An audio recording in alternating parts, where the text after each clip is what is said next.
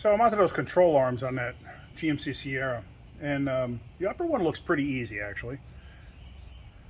And what I got here, I got to take this bracket off here. It's a little 10mm here. Just move this out of the way.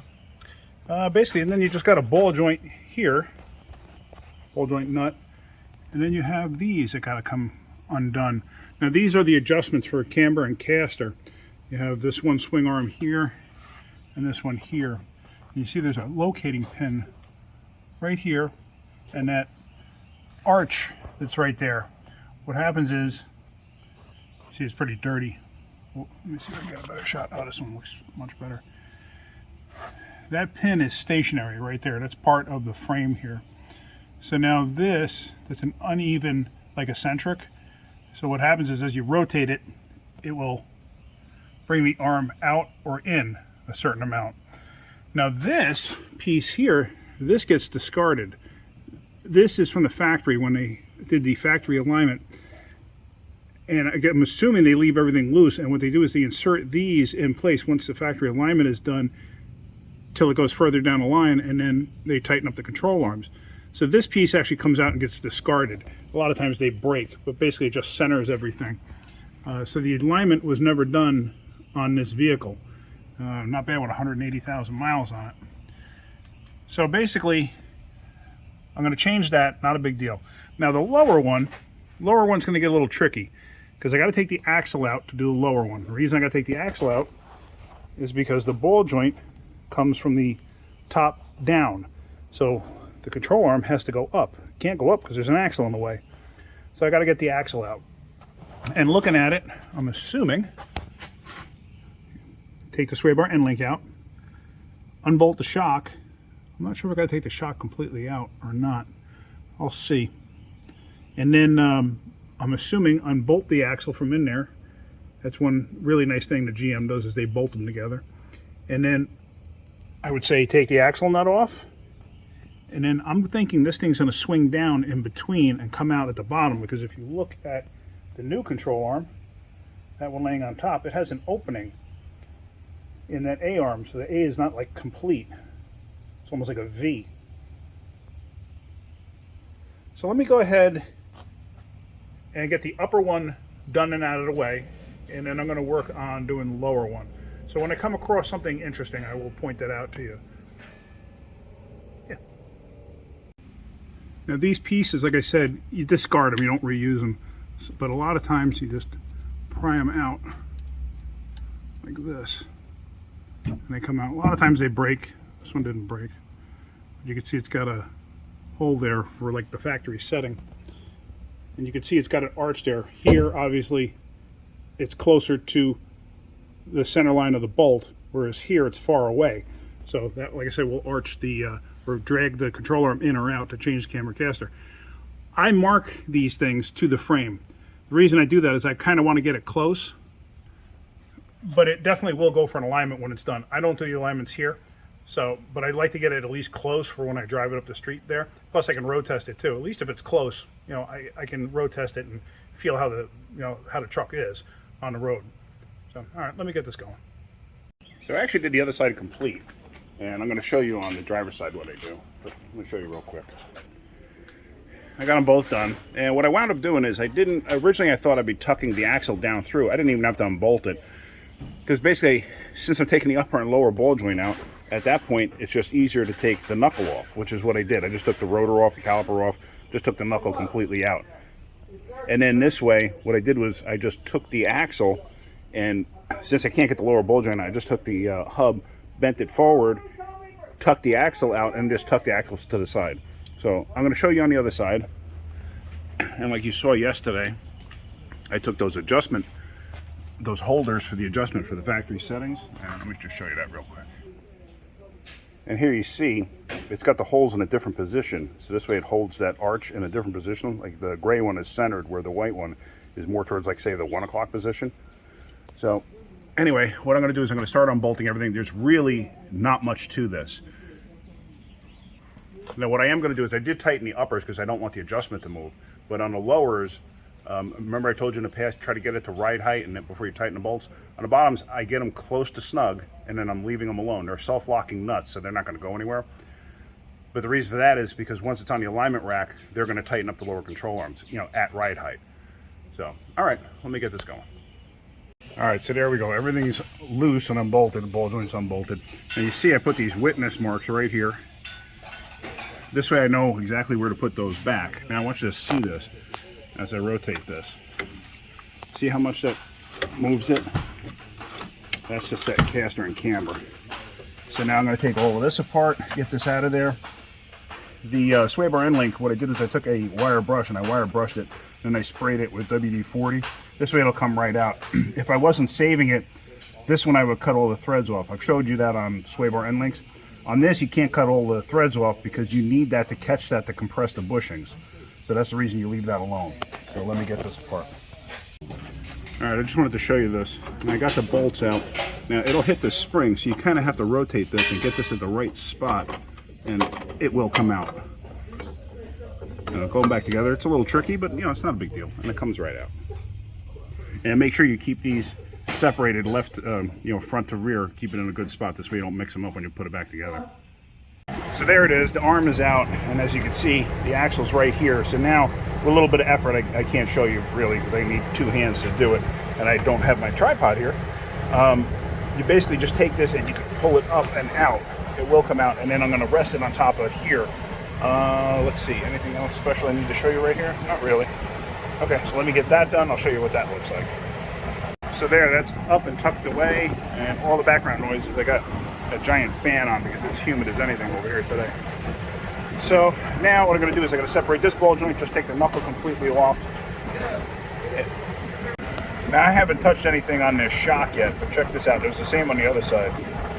Somebody put these leveling kits in here, but in the process they broke the retaining nut. Check that out. I haven't touched it, and it's loose. So I guarantee you that thing was making some noise. Oh, yeah, same thing on the other side.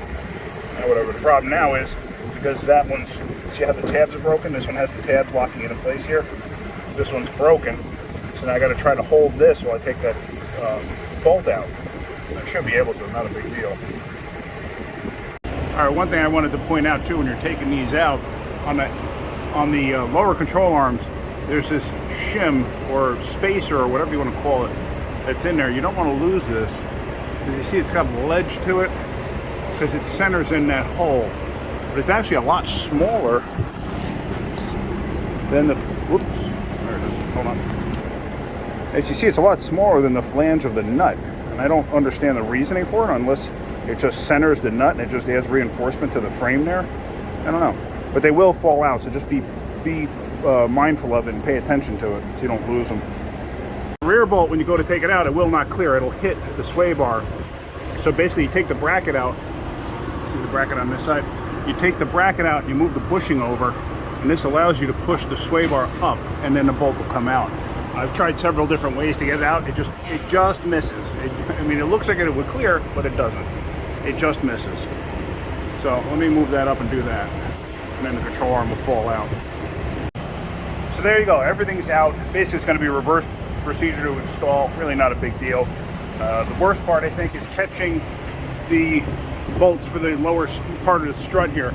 And you got to press this thing in. It really doesn't want to move, because the bolt holes will be in here, and you got to push this strut back in here. Basically, you got to use a pry bar or loosen up the top of the strut so you have a little bit of movement. You can do it with a pry bar. It's probably the easiest way to do it. And one weird thing I can't understand is GM uses that sleeve to the outside, but to the inside they don't. And if you look, you see how it kind of like really buried itself in there? And there's the head of the bolt. I mean, to me, it just seems like an awfully thin place to clamp. That's not like a lot of surface area. So what's the reasoning behind that? I have no clue. I just find that kind of odd. So there we go. I'm going to reverse procedure to install, and if I run across something, I will point it out to you. There you go. The lower control arm is in loosely, so it'll move around easily. I just want to show you real quick what I was talking about. See that? How the bolt holes just do not line up. So now, basically you got to push this back, and it takes a lot of effort to do so. So what I wind up doing is I stick a pry bar in here. I'll show you that real quick. Sometimes you need another person because sometimes you just can't do it. And basically I put a pry bar in like this, and I do that to move it. See that? So that's what I'm going to do. I'm going to get those bolts caught and get that going. And actually, if you look real close, you can see how that side's nice and clean because that bolt was tight. And that side's all dirty and it's got some rust in it because that bolt was loose. So that thing was moving around. All right, let's get this in. And the other thing too I wanted to show you is this nut here. You see it's got these little clips here, these little edges. They will lock in to that groove right there. So basically you got to put this down on here.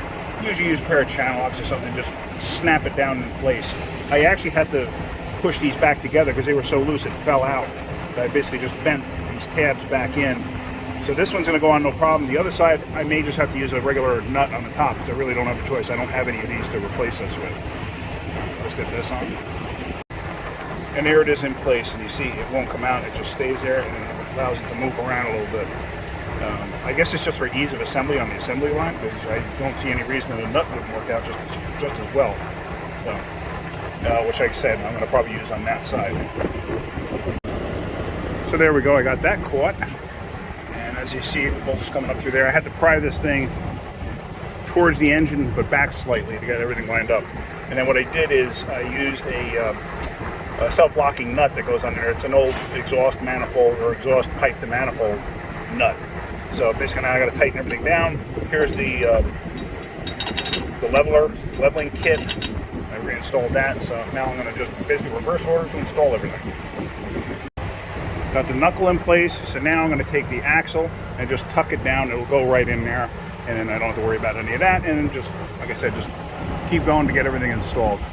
The upper control arm, like I said, I will tighten and I will torque the bolts because I don't want it moving around while I'm on a test drive because that'll, believe me, that's quite a bit of an adjustment there.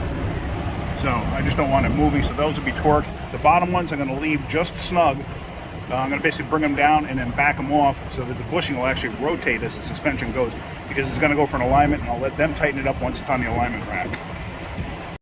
Alright, so I got the upper control arm in, and as you can see I lined up the witness marks, or rather the where I put the paint marks on there. See that?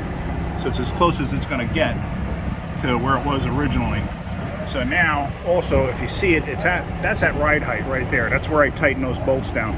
So now I got to pry this down and catch that ball joint. Basically, just a pry bar into the spring is enough to push that down and catch that nut. Let's see, anything else? No, that's it. So I'm just going to do that, get that all together.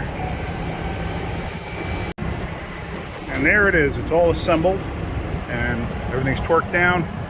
Now, the axle nut, I just torqued the axle nut, and I thought about it after I did it.